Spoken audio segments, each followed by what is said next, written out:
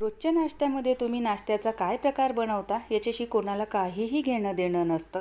पण रविवारचा जो नाश्ता आहे तर तो मात्र सगळ्यांना थोडासा हॅवी हवा असतो.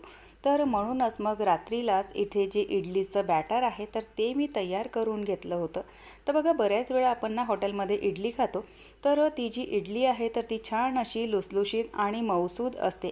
आणि आपण घरी जेव्हा इडली बनवतो तर ती अगदी अशी कडक आणि वातळ इडली होते. तर इडली छान अशी मऊसूद आणि लुसलुशीत होण्यासाठी एक ट्रिक वापरायची.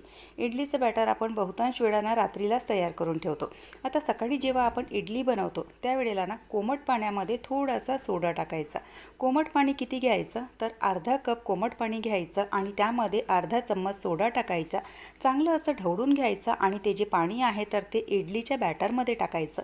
पुन्हा छान असं पुन्हा ढवळून घ्यायचं आणि त्यानंतर मग ज्या इडल्या आहेत तर त्या बनवायला ठेवायच्या.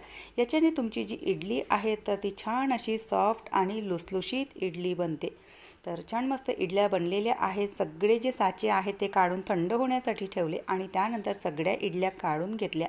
तर ज्या इडल्या आहेत तर त्या छान मस्त अशा मऊसूद आणि लुसलुशीत बनलेल्या आहेत. चला, व्हिडिओ इथेच संपवते. बाय.